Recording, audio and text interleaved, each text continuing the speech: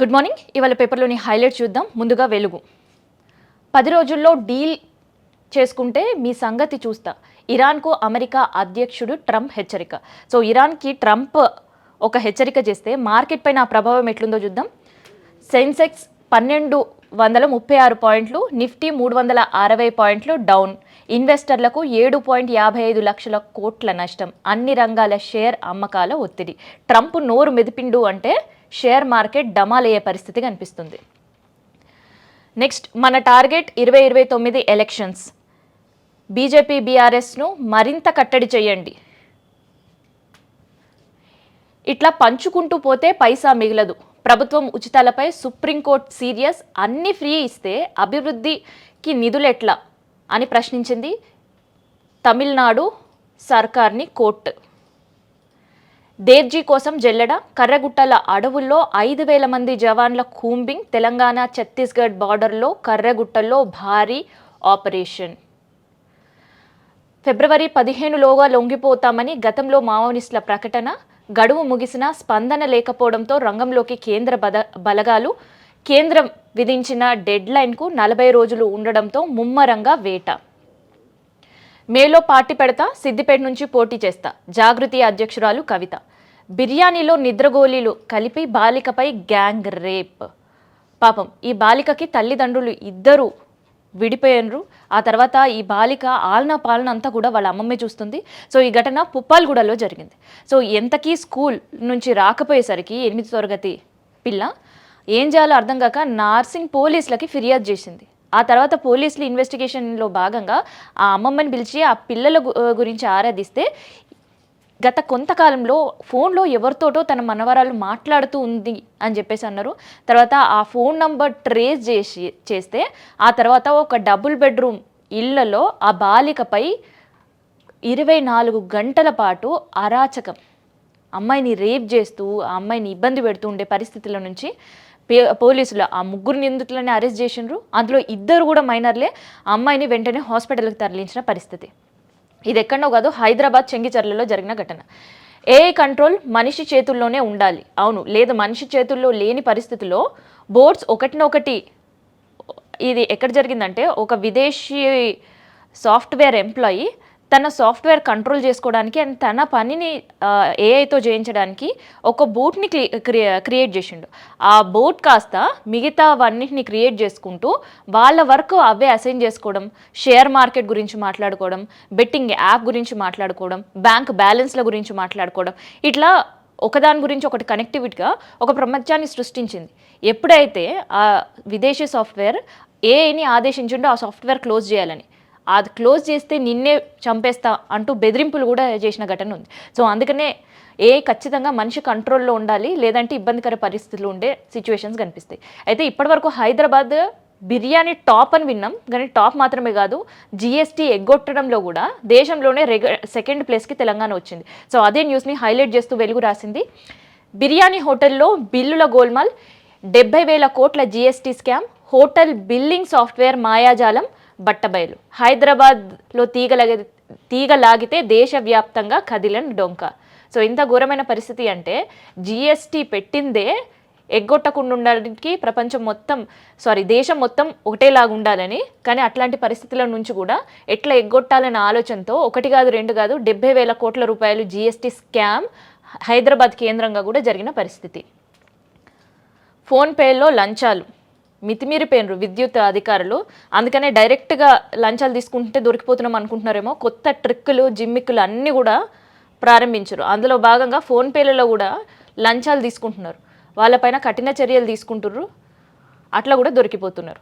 Next, Gaddar award jury committee మార్పు. Gaddar awards గత ఏడాది నుంచి సర్కార్ ప్రారంభించింది, కానీ ఈసారి ఆ జ్యూరీలో కమిటీలో మార్పు చేసిండ్రు. ఆ మార్పు ఏంటంటే చైర్మన్గా నిర్మాత డైరెక్టర్ తమ్మారెడ్డి భరద్వాజ్కి అవకాశం ఇచ్చింది. గతంలో ఇదే చైర్మన్గా సీనియర్ డైరెక్టర్ రాఘవేంద్రరావు ఉండే, కానీ ఇప్పుడు ఆయన ప్లేస్లో తమ్మారెడ్డి భరద్వాజ్కి సర్కారు అవకాశం ఇచ్చిందనమాట. కేసు విచారణ నుంచి సీఎంకు మినహాయింపు, హైకోర్టు మధ్యంతర ఉత్తర్వులు. సో ఇది ఏ కేసు అంటే 2023 టీపీసీసీ అధ్యక్షుడుగా రేవంత్ రెడ్డి ఉన్నప్పుడు ఒక సభలో మాట్లాడుతూ అప్పటి ఎమ్మెల్యే పైన ఆయన నోరు జారిండు, కొన్ని వివాదాస్పద వ్యాఖ్యలు చేసిండ్రు. ఆ టైంలో గండ్రా ఒక 2 ప్రాంతాల్లో కేసులు నమోదు చేసిండ్రు. విచారణ జరుగుతున్న సమయంలో సో దానికి ఉత్తర్వులు జారీ చేసిందనమాట కోర్టు. తెలంగాణ ఏఐ హబ్గా తీర్చిదిద్దడమే లక్ష్యం. సాఫ్ట్వేర్ హబ్గా ఉండే హైదరాబాద్ సో ఫ్యూచర్లో తెలంగాణ కంప్లీట్గా ఏఐ హబ్గా ఉండాలి అంటూ ఐటీ శాఖ మంత్రి మాట్లాడాడు. రూల్స్ పాటించని ప్రైవేట్ హాస్పిటల్స్పై సర్కారు కొరడ. సో సృష్టి కేసు అయిన తర్వాత ఫర్టిలిటీ సెంటర్స్ పైన సర్కారు చాలా సీరియస్ అయింది. అట్లే ఆరాధిస్తే హైదరాబాద్లో దాదాపు 4,000 హాస్పిటళ్ళు రిజిస్ట్రేషన్ లేకుండానే నడుపుతుందని బట్టబయలైంది. అందులో 200కు పైగా హాస్పిటళ్ళకి నోటీసులు జారీ చేశారు.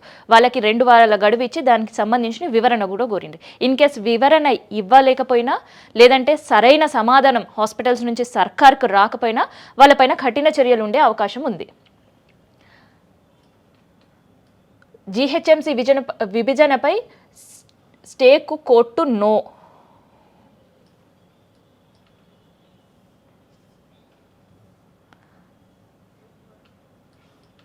ధరణిలోనూ రికార్డులు ధ్వంసం, ఫోన్ ట్యాపింగ్ మాదిరిగానే ఇక్కడ చేసిండ్రు. ఎవరు ఏ ల్యాండ్ ఎప్పుడు ఎక్కడ ఎలా మార్చారన్న వివరాలను ఎప్పటికప్పుడు డిలీట్ చేసినట్టు గుర్తింపు. ఫింగర్ ప్రింట్స్, లాగిన్ ఐడీస్ వివరాలేవి నమోదు కాకుండా జాగ్రత్త. సిద్దిపేట సిరిసిల్ల జిల్లాలో జరిగిన ఫోరెన్సిక్ ఆడిట్ వెల్లడి. సో ఇంకొక కుంభకోణం కూడా బయటపడ్డది. ఇంతవరకు ధరణిలో ప్రభుత్వం మార్చిన తర్వాత భూభారతిగా మార్చిన తర్వాతనే ఒక స్కామ్ బయటపడ్డదని అనుకున్నాం. ఏది ప్రభుత్వానికి కట్టే ట్యాక్స్ని ఎగ్గొడుతూ అక్కడుండే మీ సేవ వాళ్ళు అట్లా వాళ్ళ అకౌంట్లు వేసుకుంటూ కోట్ల రూపాయలు జమ చేసుకున్నారని. అది కాదు, ధరణిలో ఇంకొక కొత్త రకం స్కామ్ కూడా జరిగింది భూభారతి కంటే ముందు అని బయట పెట్టినరు. అదే వార్తని వెలుగు హైలైట్ చేస్తూ రాసింది.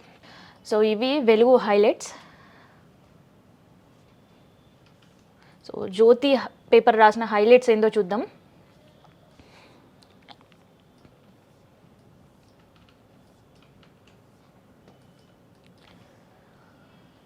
శబాష్, ఇలాగే పనిచేయండి.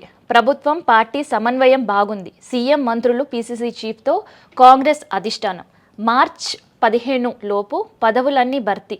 పార్టీ పదవులతో పాటు నామినేటెడ్ పోస్టులు కూడా. సో నామినేటెడ్ పోస్టుల ఎక్స్పెక్ట్ చేసే వాళ్ళకి కూడా ఇది ఒక గుడ్ న్యూస్ అనే చెప్పొచ్చు. రాజ్యసభ అభ్యర్థుల ఎంపికపై 2-3 రోజుల్లో నిర్ణయం. మంత్రివర్గం విస్తీర్ణపై ఏ చర్చ జరగలేదు. క్లారిటీ ఇచ్చిండ్రు మహేష్ కుమార్ గౌడ్.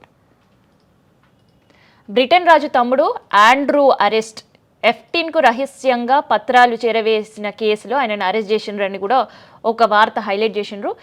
26 నుంచి అసెంబ్లీ సమావేశాలు, 15 రోజుల పాటు నిర్వహణ. 28వ తేదీన సభ బడ్జెట్ ప్రవేశపెట్టే అవకాశం. సిద్దిపేట నుంచి పోటీ చేస్తా, అక్కడ కాకపోతే బోధన్. మే నెలలో కొత్త పార్టీ, సామాజిక తెలంగాణే లక్ష్యం. క్యాబినెట్ భేటీలో అప్పుడు ఎర్రవల్లి, ఇప్పుడు ఢిల్లీ. సో ఇది జాగృతి అధ్యక్షురాలు కవిత మాట్లాడిన మాటల్ని హైలైట్ చేసిండ్రు.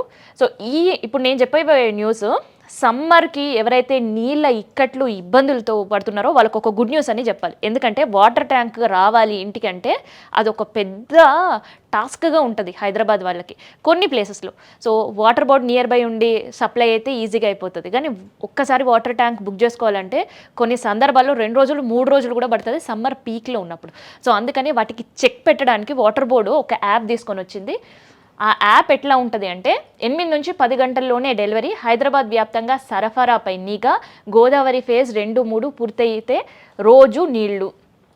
సో ప్రత్యేకంగా వాటర్ ట్యాంక్ల పైన ఒక యాప్ తీసుకురాబోతుంది. ఇన్ కేసు ఈ యాప్ కనుక సక్సెస్ఫుల్గా తీసుకొస్తే ఈసారి సమ్మర్ నీటి కష్టాల నుంచి హైదరాబాద్ గట్టెక్కినట్టే. 13,000 కోట్ల ఆన్లైన్ గేమింగ్ సిండికేట్ సూత్రధారి పంకజ్ అరెస్ట్.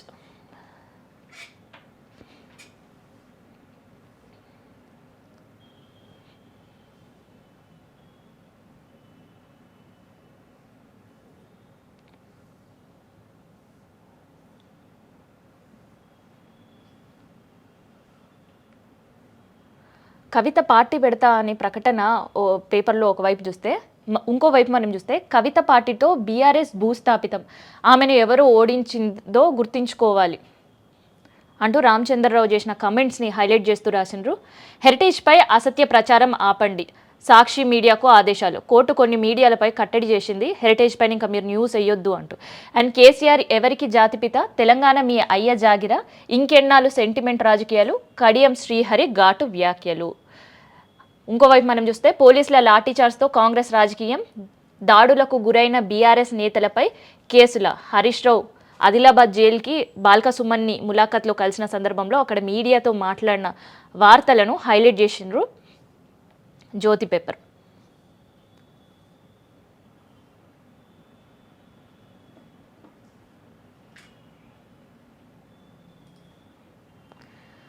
సో పోస్ట్ ఆఫీస్కి వెళ్ళి ఏదైనా వర్క్ చేసుకోవాలనుకునే వాళ్ళకి సాయంత్రం తర్వాత ఆ వర్క్ అవ్వదు. ఇక పోస్ట్ ఆఫీస్లో ఏదైనా పని జరగాలి అన్నా, లేదంటే పోస్ట్ ఆఫీస్ అకౌంట్ ఓపెన్ చేయాలన్నా అనుకున్న వాళ్ళు ఖచ్చితంగా ఉద్యోగులు ఆ రోజు లీవ్ పెట్టుకుంటే తప్ప పని కాదు.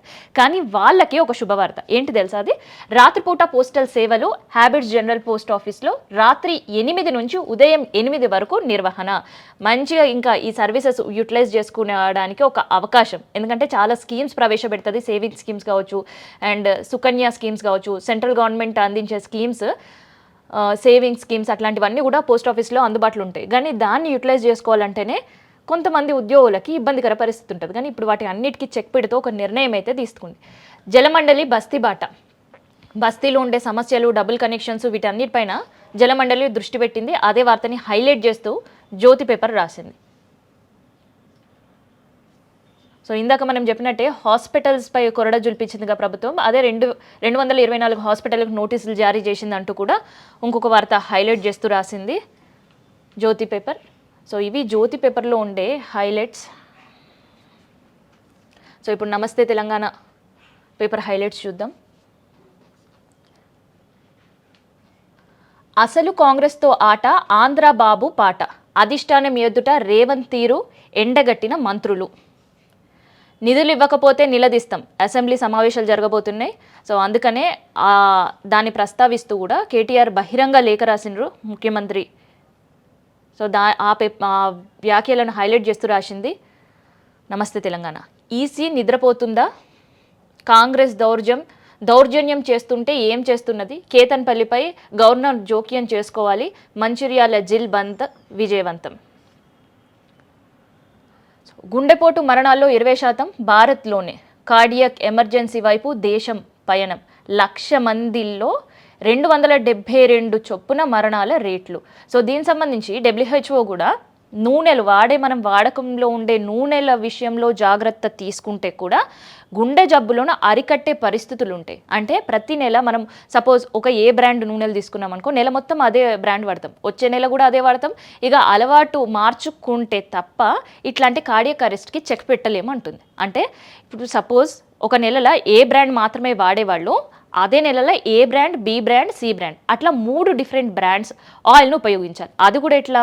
ఇవాళ ఏ బ్రాండ్ ఆయిల్ వాడితే రేపు బి బ్రాండ్ ఆయిల్ వాడాలి, ఎల్లుండి సి బ్రాండ్ ఆయిల్ వాడాలి. సో అట్లా ఆయిల్ ప్రతిరోజు మార్చుకుంటూ వాడినప్పుడు కార్డియక్ సంబంధించిన రిలేటెడ్ ఇష్యూస్ అన్నీ కూడా తగ్గుతాయి. అండ్ మన గుండె చాలా పదిలంగా ఉంటుందని కూడా ఈ మధ్య కాలంలో WHO ఒక రిపోర్ట్ ఇచ్చింది. డన్. సో మూసీ ప్రాజెక్ట్ని మళ్ళీ ప్రభుత్వం ముందుకేసుకుంది. సో అందులో భాగంగానే గాంధీ పేరు చెప్పి కూలుస్తారా? సర్కార్పై మూసీ పరివాహిక కాలనీ వాసుల మండిపాటు. అయితే ఇక్కడ మూసీ అనగానే మనకి ఏదైతే పరివాహక ప్రాంతంలో ఉండడం అండ్ మూసీని కబ్జా చేయడం, FTL బఫర్ జోన్లో ఉండే ఇల్లులు అనుకోనేరు. సో దానికి భిన్నమైన పరిస్థితి ఉంది. ఏంటంటే గాంధీ సరోవర్ ప్రాజెక్ట్, మూసీ ప్రాజెక్ట్లో భాగంగా గాంధీ సరోవర్ ప్రాజెక్ట్ అని ఒక ప్రాజెక్ట్ స్టార్ట్ చేయబోతున్నది ప్రభుత్వం.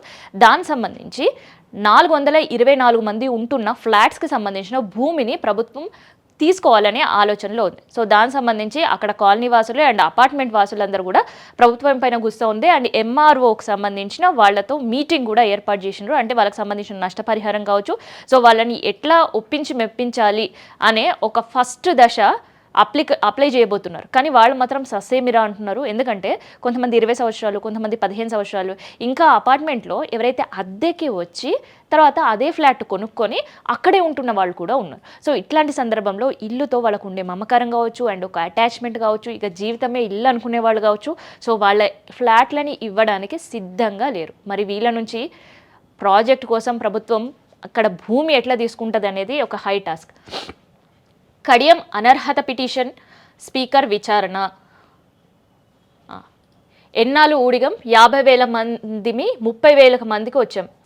అధిక పని భారం తప్పని వెట్టి చాకరి. చెలో సెక్రటరేట్ తరలిరండి ఆర్టీసీ కార్మికుల జేఏసీ పిలుపు. సో ఆర్టీసీ కార్మికులు సెక్రటరేట్ చెలో సెక్రటరేట్ అనేది సెక్రటరేట్ ముట్టిడికి ఒక పిలుపునిచ్చారు. ఎందుకు ఆర్టీసీ మంచి లాభాల్లో ఉంది అండ్ ఆర్టీసీ ఉద్యోగులు కూడా లాభాల్లో ఉంటారు కదా, ఇంకెందుకు పిలుపునిచ్చారు అని అస్సలు ఆలోచించకండి. వీళ్ళ పరిస్థితి ఎట్లా ఉందంటే, ఒక ఆపరేషన్ థియేటర్లో వెళ్ళి డాక్టర్ ఆపరేషన్ చేసి బయటకు వచ్చి ఆపరేషన్ చాలా సక్సెస్ అయింది, కాకపోతే పేషెంట్ మాత్రం డెత్ అని చెప్తే న్యూస్ ఎట్లా ఉంటుందో ఆర్టీసీ ఉద్యోగుల పరిస్థితి కూడా అట్లే ఉంది. అంటే ఈవీ వెహికల్స్ తీసుకురావడం కావచ్చు, ఉచిత బస్సు ప్రయాణాలు ప్రభుత్వం ఏర్పాటు చేసిన తర్వాత ప్రతిరోజు 350 కోట్ల రూపాయలు ఆర్టీసీకి ఇవ్వాల్సి ఉంది, కానీ ప్రభుత్వం చెల్లించలేకపోతుంది. అండ్ పాత బకాయిలు ఏదైతే 2,500 కోట్ల రూపాయలు ఉన్నాయో సో అవి కూడా అట్లీస్ట్ దశల వారీగా ఇస్తే తమ రిటైర్మెంట్ బెనిఫిట్స్ కావచ్చు, మిగతా ఆర్టీసీ సంక్షేమ సంబంధించిన బెనిఫిట్స్ కావచ్చు పొందుతారు. కానీ అట్లాంటి సిచ్యువేషన్లో ప్రభుత్వం లేదు, అందుకనే ఆర్టీసీ ఆగమైపోతుంది, అప్పుల్లో కూరుకోబోతుంది. సో ఆర్టీసీని కాపాడాలి అంటూ ప్రభుత్వంతో ఎన్నోసార్లు విజ్ఞప్తులు చేశారు. ఒకానొక సందర్భంలో ఇంకా మేము మళ్ళీ సమ్మె ప్రారంభిస్తాం అనే ఆలోచనలో ఉన్నప్పుడు కూడా సర్కారు మళ్ళీ మాట్లాడంతో ఆ సమ్మె విరమించి ఆగినరు. కానీ ప్రభుత్వంలో ఎటువంటి స్పందన రాకపోవడం, మళ్ళీ ఆర్టీసీ సమస్యలు అట్లే కంటిన్యూ కావడంతో ఏం చేయాలో అర్థం కాని పరిస్థితిలో చెలో సెక్రటరేట్కి పిలుపునిచ్చారు. ఇన్ కేస్ వీళ్ళ చెలో సెక్రటరేట్ భంగం కలిగినా, వీళ్ళతో అధికారులు మాట్లాడలేకపోయినా, మాట్లాడాలా వద్దా అని వీళ్ళని లైట్ తీసుకున్నా, గతం ఉండే ప్రభుత్వానికి తెలంగాణ ఉద్యమం తర్వాత గట్టి సమ్మె తెలంగాణలో మళ్ళీ ఏదైనా జరిగింది, ప్రభుత్వంలోకి విలీనం చేయాలి ఆర్టీసీని, ప్రభుత్వ ఉద్యోగులుగా మమ్మల్ని గుర్తించాలనే కొన్ని డిమాండ్స్తో సేమ్ అదే అలాంటి సమ్మెనే మళ్ళీ ఇంకోసారి తెలంగాణలో ఏర్పాటయ్యే పరిస్థితి ఉంటుంది. ఫోన్పేతో లంచం అనేది వార్త కూడా హైలైట్ చేసిండ్రు. ఎందుకంటే లంచం డైరెక్ట్గా తీస్తే దొరికిపోతున్నాం అనుకుంటున్నారేమో, ఇప్పుడు ఫోన్పేలు ఇంకా అకౌంటులు పక్కల అకౌంట్లకు డబ్బులు వేయండి అంటూ వాళ్ళు చేసే కథలన్నీ కూడా బయట పెడుతున్నారనమాట. ఇక ఎవరైతే విమానం ఎక్కిన తర్వాత చాలా దురుసు ప్రవర్తిస్తుంటారు, పక్కన వాళ్ళతో కావచ్చు లేదంటే అక్కడ సిబ్బందితో కావచ్చు, వాళ్ళపైన కఠిన చర్యలు తీసుకోబోతున్నారు. విమానాల్లో దురుసుగా ప్రవర్తిస్తే నెల పాటు వాళ్ళని బ్యాన్ చేస్తున్నారు. ఇక వాళ్ళు ఈ విమానం ఎక్కే పరిస్థితి ఉండకుండా చేసేటట్టు కూడా ఒక నిర్ణయం తీసుకుంటున్నారనమాట. మద్యపానం భద్రతా వ్యవస్థ దుర్వినియోగంపై కఠిన చర్యలు, త్వరలోనే డీజీసీఏ కొత్త నిబంధన.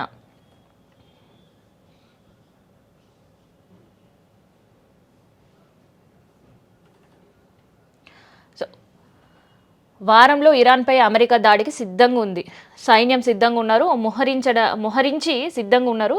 సో ఎప్పుడైనా ట్రంప్ ఎస్ యుద్ధానికి సిద్ధం అనగానే వాళ్ళపైన అటాక్ చేయడానికి.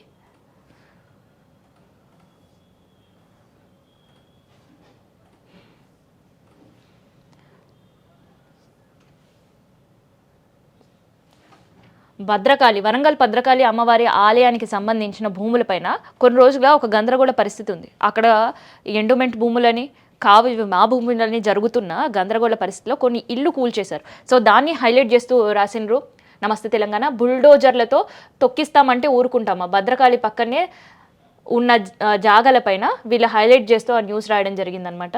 సో ఇవి నమస్తే తెలంగాణ రాసిన హైలైట్స్. సో ఇది ఇవాళ పేపర్ హైలైట్స్. మళ్ళీ రేపు పేపర్ హైలైట్స్తో మళ్ళీ కలుద్దాం.